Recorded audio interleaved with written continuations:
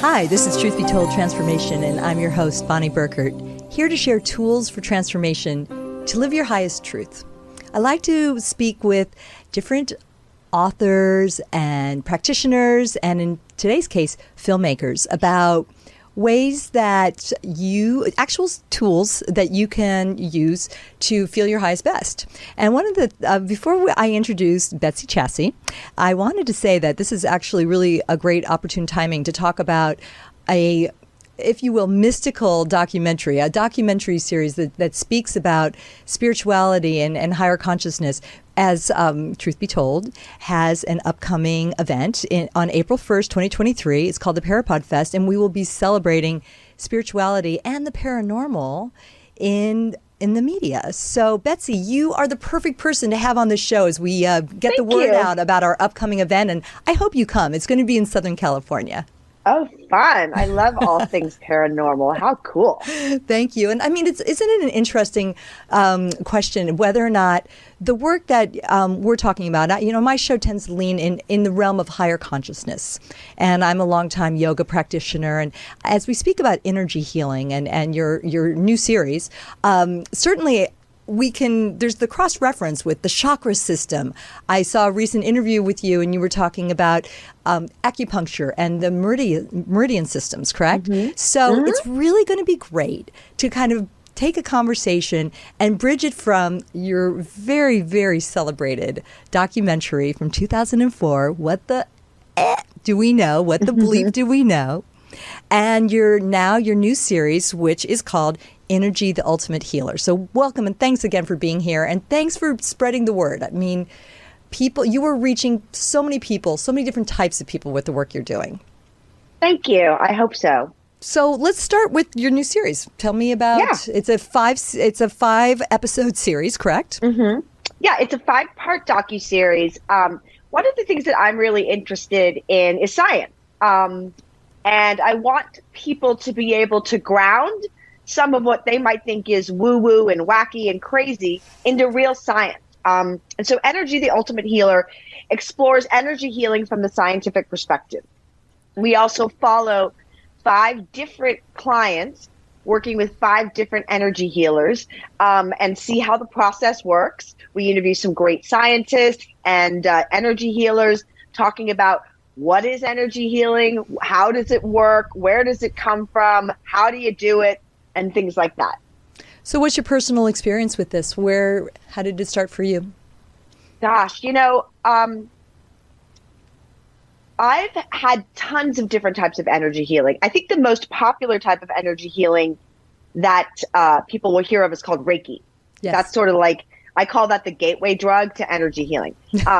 So most people have heard about Reiki, and I started with that and then began exploring all different types. Sound healing is considered energy healing. There's different types of hands-on energy healing or hands-off energy healing. There's distance energy healing, meaning I don't even have to be in the same room with you. So doing this series, I got to try all of it. And it's amazing. There's 2, one of them story I tell in the series, and one of them happened much later, but I had to have major dental surgery. And so I had this major dental surgery just this end of the summer, and it was pretty massive. And so I call all my friends and energy healers, and I'm like, okay, after this surgery, I need you to like zhuzh, I call it zhuzhing, my mouth, and I'll do it. And so they're like, okay, Betsy, we got you. And I had to go back in for a follow-up 10 days later. And I go in and I'm like, when I had the surgery, they're like, oh, you're going to be out for days. This is going to be horrible and really painful. And the truth is, it did not feel good. I'm not going to lie. It wasn't like I was magically, healed instantaneously, but it really wasn't as bad as I thought it was going to be. So I go in and the dentist opens my mouth. He's like, wow, what have you been, you heal really fast. I mean, you look like you should be a month or 2 out. What are you doing? And I said, oh, I had all this energy healing. And the nurse was there and she's like, what's energy healing? And I started telling her about Reiki. And I had to go back like 2 weeks later for another follow-up. And she's like, I'm taking a Reiki class. And I just thought it was so cool because people don't really, when you say energy healing, they're like, yeah, whatever. But when you have a real experience of it where somebody sees like, wait a minute, this is not how this is supposed to work. It really changes people's minds. And so that's really what I wanted to do in the series. Betsy, that's just incredible. What a story that you're telling us, that one of the nurses in the dental surgeon's office has now explored that, and imagine now how that's going to inform her work. I mean, that is... Absolutely. Well, the cool thing is that Reiki is now being used in hospitals. So it's a great, like if you're somebody who's talking to somebody who's skeptical, introduce them to Reiki as a beginning step, because Reiki's been around for a very long time. It's got a lot of scientific research. Unfortunately, they're not going to find it in a lot of the mainstream journals, but there's a lot of research. We actually interview in the series one of the lead scientist researchers from Arizona State University on Reiki. She actually writes the book and does trainings for doctors to learn how to do Reiki. Amazing. They've done studies where they know for sure that if you have Reiki before you're going to go under anesthesia, they can use less anesthesia and your recovery time is shorter. So there's lots of great statistics on it, and it's used in hospitals now. I think there's over 1,000 hospitals in the United States alone that you can get Reiki at. Well, that is definitely encouraging to hear. In this world of pills, yeah, it's very, very encouraging to hear that there's an openness to it. And I mean, go ahead. I know what you're going to say here. I can't take medication like pain pills. Yeah, I can't do that very well. It makes me really sick. It doesn't do me well. So I did use CBD, and I also used Reiki as a way to manage the pain and meditation. And I have to tell you, it really made a difference. Okay, so give us a little hint at maybe the meditation technique that you used. What was it like? So, I'm just going to say this. There's no right or wrong way to meditate. I'm one of those people. I've been practicing meditation pretty consistently for about 15, 20 years now. So for me, I actually, for this, I downloaded an app. I probably shouldn't promote the app, but I downloaded an app. There's tons of them. And I just found a meditation on reducing pain. Mm-hmm. And I just started doing that. I did it in the morning. I did it when I felt like I was getting tired because I talk a lot. And I had literally I couldn't open my jaw. So I did it whenever it would start to, I would go, and it's like a 10-minute meditation, and you could do it anywhere. So that was one of the things that really helped. And there's so many apps now. Find one that you resonate with, that you like some of the meditations on them, and just start doing those. Because, that really was great. And then, I'm lucky. I do know some of the best energy healers in the world. So I had good help. Let's just say that. Amen. That's great. I want to ask your opinion on something. What do you think about, you mentioned major dental surgery, and that strikes such a uncomfortable chord for me as somebody who's, had issues along the way with my teeth. And it's interesting to think about, there's energy that goes into our teeth. So I want to ask you, I'm always interested in having sort of an assessment of which area of the body is off, is ailing, is not in balance. Do you let that inform your healing as well? It's fifth chakra, for example. So just curious how you tie that in. Absolutely. I have been doing a lot of work on my mouth, and I had a second surgery that didn't go as well as the first one, and it really knocked me out. And I did a lot of deep inner work around why my mouth. But I think it all, Chinese medicine has been around for 3,000 years, right? Yeah. One of the funniest things that makes me giggle all the time is if you just go Google acupuncture or Chinese medicine, it'll say there is no scientific evidence that any of this works. And you're like, okay, it's been around for 3,000 years, right? The meridian system is one of the most studied systems there is. It's just that, materialist science and a lot of Western medicine doesn't want you to know that, because if you know that, then you won't need to take as many pills and you won't need as many invasive surgeries, blah, blah, blah, blah, blah. So, as an example in the series, the woman, Dr. Ann Baldwin, has this amazing machine that she's using for study, and I don't even think it's available in the U.S. And it's called a biowell. So basically, we're all emitting electrons and protons, and they're coming out of all of us, right? So you take your fingers and you put them in this little machine, and it measures the output of your electrons and protons. And then it puts it up into what basically scientists don't like to call it an aura. They call it your biofield.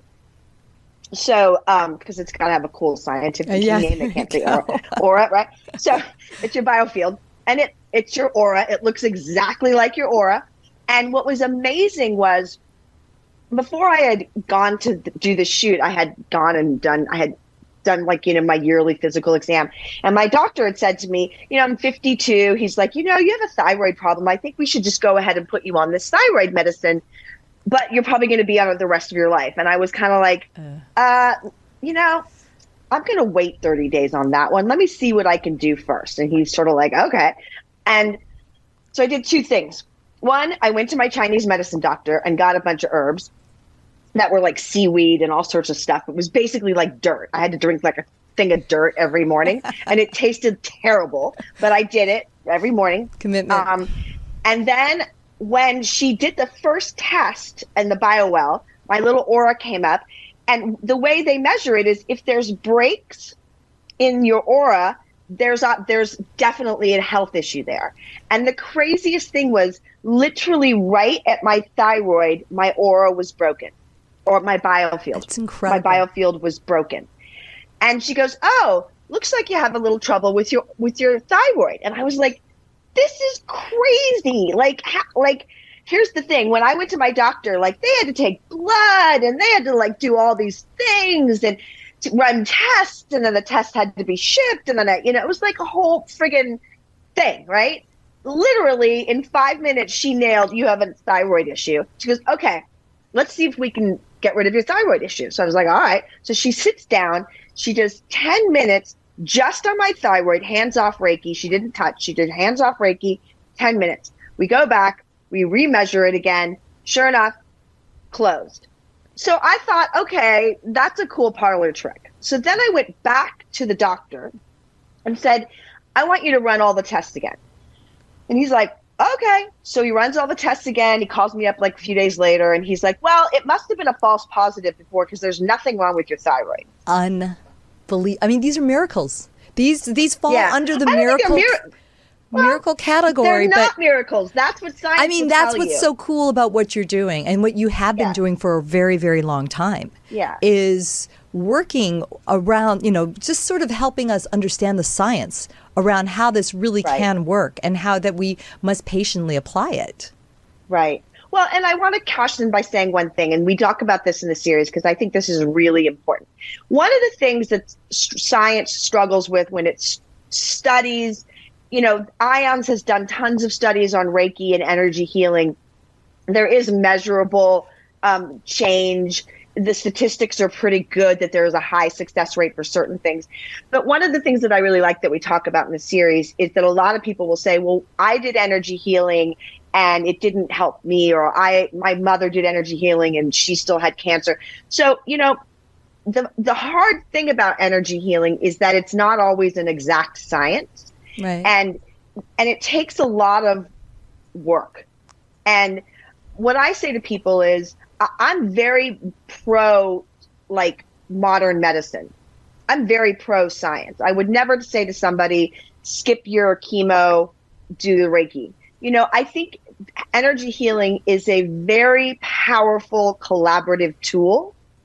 And for instance, I couldn't say that the Reiki alone healed my thyroid, because I was also taking the herbs, right? So I think people really have to look at energy healing as a piece of their toolbox, a tool in their toolbox whenever they're dealing with something. No, I love that. Very much so. And the other thing we would add to it is certainly the mindset. I mean, you had some clarity. You didn't default into the fear about what your diagnosis had been, right? So you're like... Well, absolutely. Yeah. I mean, lucky for me in that particular diagnosis, there was a solution. It was a medical solution. I didn't like it. Right. So I went ahead and tried something different. But, you know, fear, and we have a woman in the series who blew my mind. She actually healed her liver. Oh, wow. She was supposed to, we have pictures of her in the hospital. She was really close to death. They were draining her lungs like every other day. And one of the things that she talks about that's really important is, so we live in a 3D space, right? We live in this reality, right? So this is the slowest frequency. So time exists here. So in her case, she was given, they said you have to get a liver transplant, and she was on the list and she had 5 months until that was going to happen. And she basically said, okay, I've got to regrow my liver. And she understood that because of the way our minds work and their brains work and the reality that we're in, she couldn't, I mean, maybe she could. It's not impossible that somebody can snap their fingers and pop a new liver. I'm not going to say that that's impossible, but it's highly unlikely. I mean, most of us are not very good at this. So she spent 5 months, daily practice, hours of meditation, hours of working with a highly skilled energy healer. And sure enough, right before she was going to go get her liver transplant, she went in and she did not need a new liver. Oh my God. And that was a powerful understanding, is that she knew that it was going to take time because she had to actually regenerate her liver. Yes. Yes. I mean, that is, you're giving an example of intention. Yeah. Right? Absolutely. As well as an actual practice. And it would be interesting to know if she was changing diet and everything like that. But really. Oh, no, she did all of that. Yeah. Oh, yeah, she had to. Yes. She had to. So everything that you're saying, this is holistic, right? This is what we call holistic medicine. But what you're encouraging and being realistic about, and I appreciate that, your practical side, is complementary to what may be required from Western medicine. So would you care to comment on why you think it doesn't work for some people? What do you think those blocks are? I asked everybody, there's no answer to this. So here's the interesting thing about the science around energy healing. They can say that they can show statistics that it works, but they don't know the how. Like, nobody has figured out fully how it works. There's theories, and we talk about some theories in the series. You know, there's the Schumann resonance, there's the frequency of the earth, there's all sorts of different things. Yeah. But science hasn't been able to really say how it works. And the reason that science hasn't been able to say that is because we don't, I think, have the tools to measure it. It's sort of like why there's two worlds in terms of consciousness. You know, there's the materialist who will say, oh, it's just a byproduct of the brain. And then the post-materialists say, oh, it's consciousness is all things, right? It's sort of like fish don't know what water is. They just know, you know? That's great. It's the same thing. Yeah. So I don't really know why it works for some people and why it doesn't. I don't know that we're ever going to know that, but that's just me. Well, I mean, if you go into other practices like shamanic healing, when you were describing how your aura was seen and there was the break in the aura, that is definitely, I mean, we've had a few people that are shamanic energy practitioners on the show here, and that's basically what they are also looking at. And that's ancient traditions. Right. I mean, that's incredibly ancient traditions right there. Yeah. So, I mean, it's very interesting. And I don't know, so going back to the question of why it won't work, is it karma? Meaning, is that just a life lesson? Do we all sort of have a certain time? And yeah, I don't know. That's not something. I'm gonna say, well, no. I mean, you're gonna find me. I try to I'll never give an answer for something I don't know the answer to. No, I mean, that's one of the things I think that when people watch the work that I do, they appreciate it because I don't put bullshit in my series. If it's not true and we can't prove it and there's not science behind it, I won't put it in there. I want people to be able to watch the work that I'm creating with some faith and trust that I've done the homework, that I'm going to make sure that what they're seeing is as accurate as I can make it. So, one of the things that I'm doing a new series right now. It's called the Galileo Project, and it'll come out next year. And what we're doing is we're traveling all over the world interviewing scientists who we call modern day Galileos. People, if you don't know the story of Galileo, Galileo spent the last 8 years of his life under house arrest because he basically said stuff that the church didn't want him to say. So he got, shunned. Now, luckily, in the modern era, we're not really burning scientists at the stake, literally, but we are they're losing tenure, they're getting kicked out they're losing their research, they're shunned or called crazy if they have if they say anything that doesn't fit within the materialist, see it, touch it, taste it, smell it, measure it world, right? So we know there's been millions of studies on paranormal. We know there's been studies on, psychic abilities, telekinesis, all sorts of things that just aren't getting out into the mainstream, because if they did, they would literally shift the way we look at everything in the world. Right. So it's been fascinating to interview those scientists because, one of the things that I find interesting is you interview these scientists, all of them started out as pure materialists, measure it, see it. And at some point or another, they all had a mystical experience. We have neuroscientists who were, basically materialists. The brain, consciousness is the byproduct of the brain. And then they had a mystical experience that showed them a whole new way of being. And then now they're trying to prove that. The thing that's interesting is that what a lot of them will say is either A, we don't have the tools to measure it, or it's that it's not something that can be known because it's sort of like the fish in the water. And so I think that what's cool about what we're doing is we're just saying, here's the information. And I think what people have to do is go out and try to experience it. I can't tell you whether there's reincarnation or not. I have my opinion about it, or karma or whatever it is. But I also know that the way we work is whatever we put meaning onto, that's what it is. There you go. So if you say, I'm not healing because I have bad karma, then you're not healing because you have bad karma. Yes. If I say I'm not healing because, I'm drinking too much coffee, then that's the reason. So meaning plays a big role in how we experience this reality. So whatever you want to say, it's probably true. Well, it's great. And I mean, that's a reminder. Okay, so there's a tool for transformation that everybody could use. And that is certainly keeping our thoughts and spoken word in check. We've certainly said that and along the way. What meaning are you attaching to it? Yeah. Yes. What are you making it mean? So that's okay. So that's a different distinction, I'd say, with that, right? Of whatever I would say, because you're drilling down. So it's just, we're inviting people, don't just go into don't say anything bad because it will happen. It's not as simple as that. No. It's the charge, right, Betsy? It's kind of the charge that we put onto that thought or word. Well, that's energy. I mean, Exactly. If you think about energy, everything is energy. So even if you, like, I'll have a negative thought or like something bad and I don't go, oh, that's terrible. Why did I think that? Because now I'm just adding more energy onto the energy of that. Yeah. I just step in and go, oh, why am I thinking that? What does that mean to me? Or why is that a belief system that I had? I wrote a book a long time ago called Tipping Sacred Cows.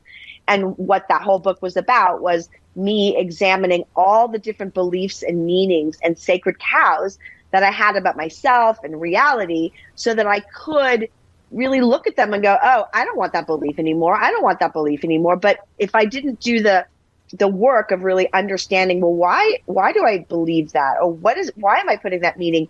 It's really, for me personally, it's harder to get rid of it or to let it go. Very good. Let's go. You mentioned the book that you'd written previously, upcoming. So why don't we go kind of through the trajectory of your body of work a little bit? And because, I think it's very interesting to think, to wonder, your documentary, What the Bleep, what would that be like now? How would that be received now? It was pretty progressive at the time. Yeah, I mean, I would say it feels awkward sometimes for me to say this, but it's true, and people say it all the time. The Bleep came out and made the now. The Bleep was a paradigm-shifting film. it transcended the sort of niche world. It blew up in ways that, sorry, my headphones are falling out, that really shifted the zeitgeist and the conversation. It made way for other movies like The Secret and Heal and all these other documentaries to sort of come out. So I don't know what would happen. The Galileo project is a little bit like maybe a Bleep 2, a little bit, in that I'm making it a doc series and it's super fun and lighthearted. It's half-hour episodes, and it's really designed to help sort of maybe it's fun for people that have been in this space for a long time too. I worked hard to do both, but it's also, again, a bit of a primer, because I think what happened in the last couple of years is like everybody sort of like, threw science out the window, and for good reason. There's a lot of, bullshit in science, or at least in the mainstream science. So I get why that happened. But what happened is a lot of like confusing misinformation and all sorts of stuff just sort of flying. And I do believe that right now people, everyday people that you wouldn't necessarily think are interested in asking bigger questions about why we're here and what is my meaning and purpose in life, and how do I operate and be happier and more at peace. They're looking out in the world. And I wanted to make the Galileo project so that would be a series for them to really ground in, well, here's some great science on physics. Here's what people talk about in the nature of reality. Here's what consciousness, here's what this whole other group of people that you don't typically hear about says about what consciousness is. And they're all very respected scientists. They're all tenured. These are real scientist, not somebody who decided to write a book on consciousness. And so there's that. Then we interview and experience people that are doing, we call them superhuman powers, like energy healing, but energy healing, telekinesis, psychic abilities.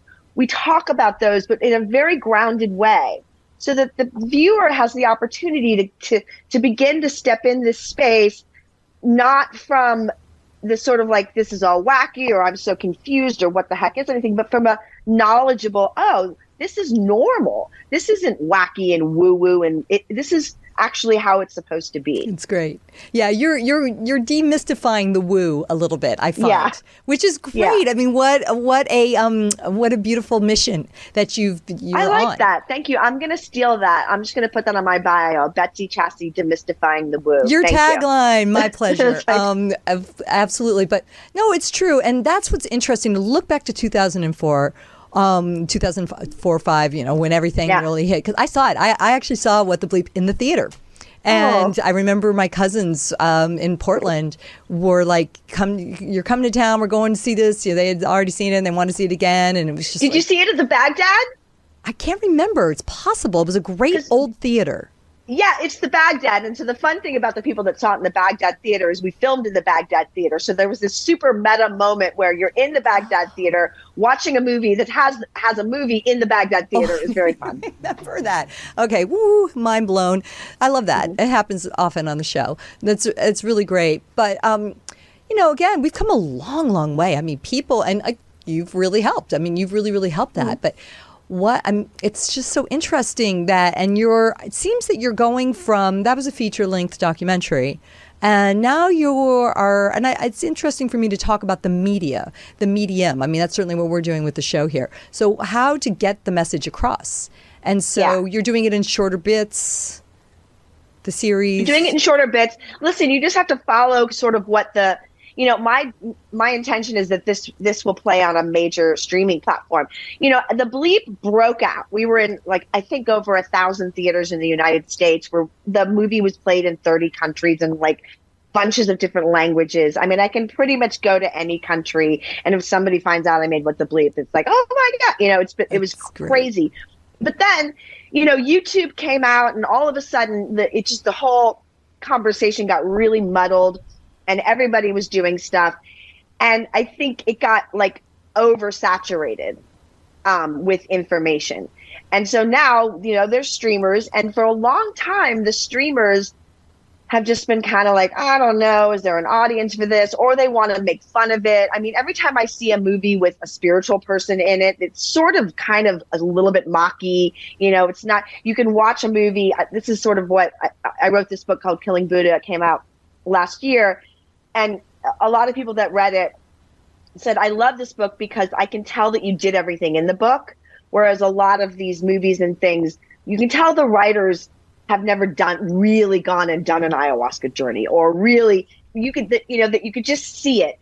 And I really wanted to, so the series that I'm doing now, the Galileo Project, it's sort of walking the line a little bit in that I want it to be digestible to a bigger, massive audience, but I also want it to really convey that there's so much more going on than anybody knows, and it's cool. And I think now too, the streamers want docuseries. They don't want feature-length documentaries anymore. And I'm actually glad, because it gives me more time. I mean, think about it. The Bleep was, I think, 96 minutes, whereas my doc series is 2.5 hours. So even though it sounds like I've only got 30 minutes, I've got 2.5 hours. I have more time to kind of explain the stuff.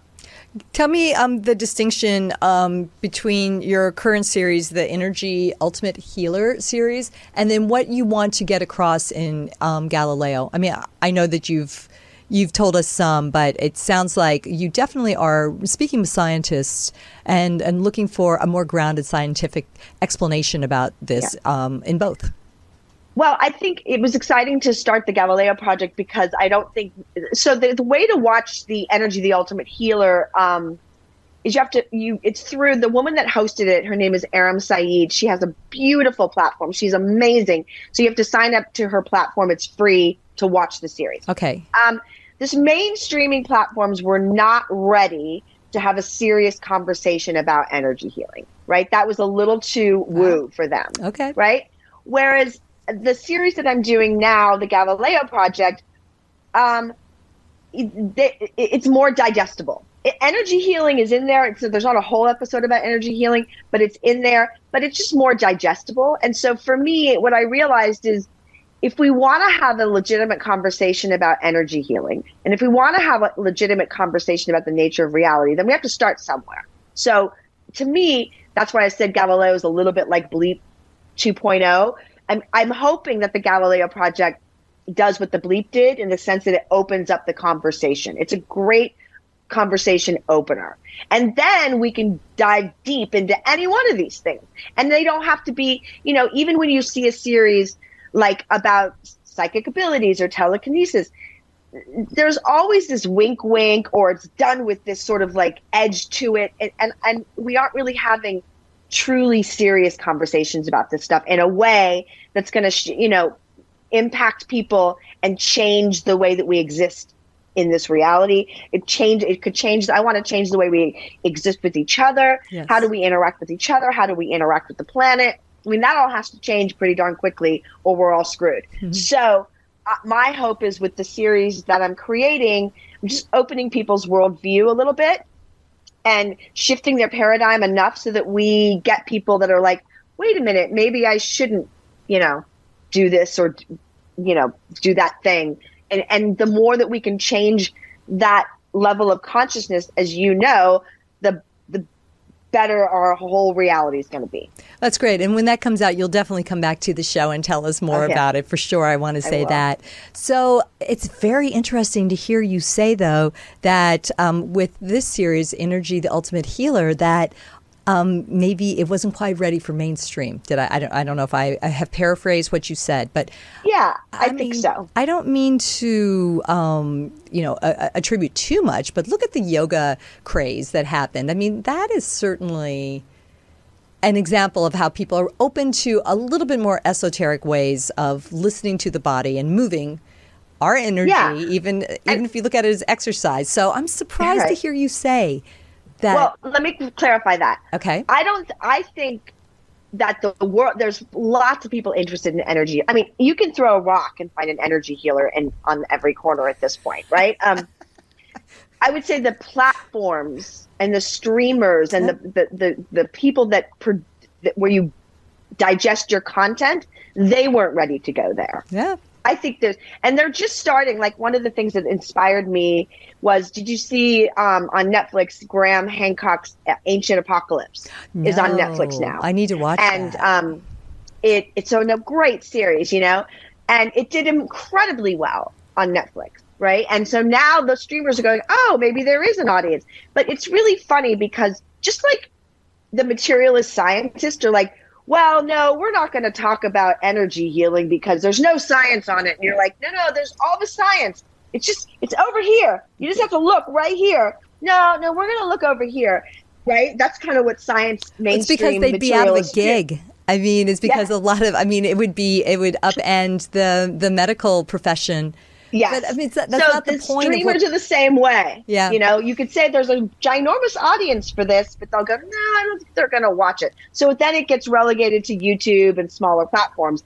And my mission is, no, I don't want to be relegated to small platforms. I want millions of people to have access to this. So. Oh, amen. No. And you have seen how if you patiently find your way there, and tell the tale in a grounded way. I'll use that word. You use it at the beginning and other points in the column. So I definitely think that that's a great way of looking at it. And Betsy, I love that you really are fully a believer and have had so many firsthand experiences of how energy healing has worked for you. And yet at the same time, you are very, very committed to really legitimizing it and helping the science, the measurable science, to really convince people. I think it's paramount to our survival. It's to really convince people. I really do. So, I'm a believer, and I do think that we need it. So whatever tools I have or whatever gift I have to do that, that's what I'm doing. Well, it's great, and you do it very well, and we're very grateful that you took time to come and say hi to us. I'm excited to see the series. I'm sorry I didn't have a chance to catch it before we spoke, but we'll definitely follow up, and we'll make sure that if you're on the YouTube channel, everybody will have a chance to the links are there to find you, and otherwise for those who are listening, it's BetsyChasse.net. Is that right? That's and right. Chasse is spelled Chasse. And Betsy, any parting words for the Truth Be Told transformation people about transforming your life? Oh, gosh. It's been a rocky ride for everybody for the last couple of years. Indeed. Just forgive yourself and be patient with yourself and be patient with everybody else. I realized one of my practices lately is just trying to remember that this existence is really hard, and we're all doing our best. So, try to be chill and nice. That's all I have to say. Peace and love. Thank you, Betsy. Breathe. Namaste. Breathe. Right. I always, in the future, we're going to start the shows with an inhale and an exhale, but we can always end the show with an inhale and exhale. And that's the whole grounding, right? So it's that's exactly it. I think I would say this. Everybody's pretty good about people are really good about having an out of body experience. We're being challenged to have an in-body experience right now where we stay grounded, we breathe, and we, trust and faith are verbs, not nouns, which means we have to act in them all the time. Oh, I love that. I will take that. Well, that's my takeaway. Oh, good. There are many takeaways, but I'm definitely gonna run with that. It's really, truly as below. I think one of my favorites is be in the world, but not of it. Yeah, I'm challenging that a little bit. Be in the world, but not of the world. Lately I've been actually thinking about that quote. It's funny that you bring that up because I think I have another series that we're in development on that we'll start shooting as soon as I'm done with the Galileo project. And it was really fascinating because there's this group called the Planetary Health Alliance. And what they, study is they're showing this trajectory of how as the planet gets sicker, people are getting sicker. Right. And for 50 something years, we have been talking about climate change and nobody cares anymore. Everyone's just so sick of it. And one of the things that's funny is humans are inherently egotistical beings. And so one of the things they're talking about doing is changing the conversation away from climate change and to this notion of like, hey, it's self prophecy here. If we kill the planet, we die. So we're getting sicker as the planet is getting sicker. What would happen if we start healing the planet? Well, science says if you start healing the planet, you start healing the people. So it's interesting, this notion of like not being in the world. I'm more right now of like, I am part of the world. I am of this world. Everything that I do impacts how the earth is surviving and thriving. And if the earth is surviving and thriving, then I am. So for me, It's a little bit of that. I know that quote, it's a great quote, but I'm really focused on creating more connection and less separation from things. I am of the world. I am a piece of it. That's great. And I encourage that as well. I know we have to be. I think for me, it just means don't be downtrodden by the challenges. So you got to see, you got to move through it, but don't let the heaviness and scariness of what's out there, create fear and discordance, disharmony. So that's if you're afraid, it's okay to be afraid. Like lately, I raised 2 teenagers, and sometimes it's stressful. I would not want to be a teenager right now in this world. Yeah. Oh my God. I thought it was dark when I was a teenager. And so, just to be present with it, just to say, I feel scared. I told my son the other day, I feel scared and stressed out about what's going on in the world. Totally, dude. It's normal. Like, it makes sense to feel scared and stressed out about what's going on in the world. But to really be able to vocalize it and be present with it, because then you can go, okay, well, what are some ways in which we can do our best to alleviate that or whatever it might be? Excellent. Thank you. Wise words from a wise woman. Thank you for all the work you're doing, Betsy. Come back and see us soon. Thank you so much. Absolutely. We appreciate you listening, everybody. Again, I'm Bonnie Burkert. Don't forget to watch Tony Sweet every Friday at 3 p.m. live with Truth Be Told. Call him and ask him hard questions. And Robert Hensley also is live on Mondays at 3 o'clock with the Minuteman Report. Don't forget to come and join us April 1st, 2023. We're going to be in Santa Clarita, California for the first ever Parapod Festival. And it's going to be an amazing gathering of film and magic, film and yoga. I'm looking at Tony here in the studio. Give me the words. Give me everything we're going to be doing, Tony. It's going to be all things paranormal and spirituality. Stay tuned and we'll tell you more as it gets closer.